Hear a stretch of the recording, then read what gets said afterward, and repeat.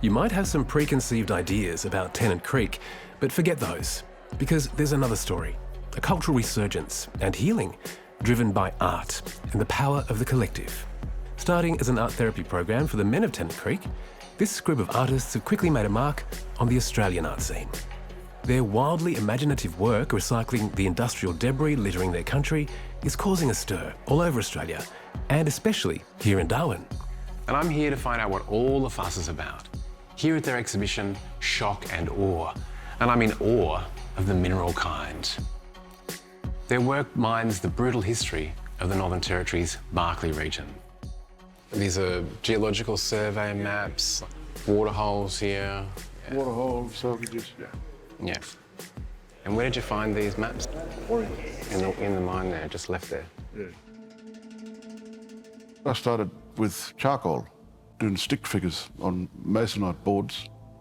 This one's new to me, doing works on the maps. Only started this year, a couple of months ago, with the maps, yeah. Because we had problems with water rights and down south from Tennant. These particular works are about soakages on all those maps I did there, the black and white and the colourful ones.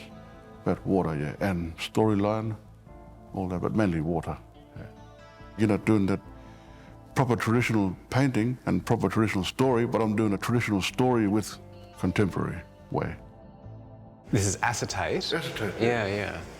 So like almost like X-rays of the country. X-ray, yeah. of the country.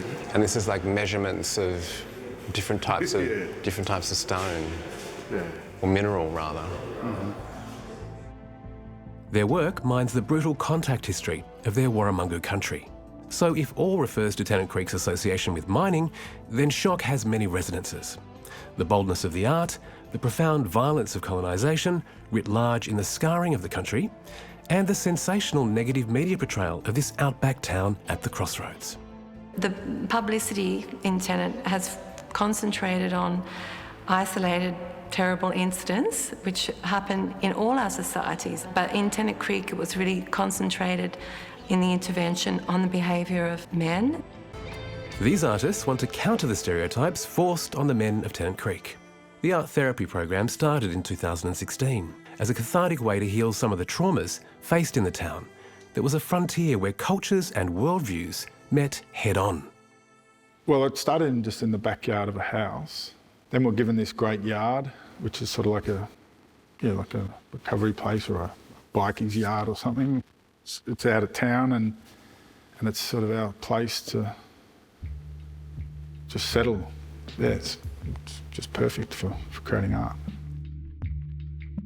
The men wanted to have a name, they needed to have a name. There was a few things like we're the rebels, we're the gangsters of art and things like that. But when we translated into language also, that was, you have to be very careful about using particular language. So we're just on the thesaurus together, calling out, what's this one, what's this one? They settled on the word brio, an Italian word meaning bravado and vigour. What a fitting name, as their work confronts the many tendrils of life in Tennant. Treading the lines between the storied past they inherit, a deep knowledge of their country, and a more recent history shot through with conflict over land and the resources embedded within it. This is stone knives. The Tennant Creek Brio boldly mix old art practices with the new. That's slate. And Spinifex resin. When I'm working with Brio, you know, and I was really amazed around how we use art in the art industry to express what happened to our people, or you know how, especially us Indigenous males, you know, we've been marginalised or you know, stereotyped. You know, people judge us more, and using art to tell that story. I never thought of that. This one you got two together. Mm-hmm. You got the mining, and then you got traditional. Mm-hmm. My dreaming. Mm-hmm. And where I'm coming from, those two colliding always. Yeah. Tennant, in a way, it's like it was too many forces coming in at once. There was everything that you can think of that could happen to culture and land happened there. There was stolen generations, there was people getting moved off country so that they could mine for the gold. north and south, and there was massacres all around.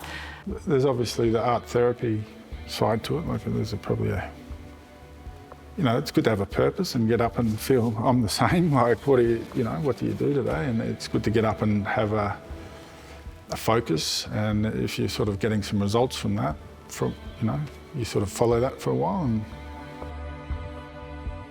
the Brio and what are we doing? Yes, and truth telling is very important. You know, and when using art and when using history, and sometimes we tell story a little bit too rough. Sometimes we go an easy way about it, like the stone art, for example. Two worlds together there. You got the mining, and then you got my dreaming, just in this rock, joining together. I got a young boy, 14-year-old. He watch me paint at home. He's interested in stuff I do, and I tell him what I'm doing. I tell him the story of the painting, the contemporary art I'm doing. I'm not doing traditional stuff, son, but we're not speaking, we're speaking with the art.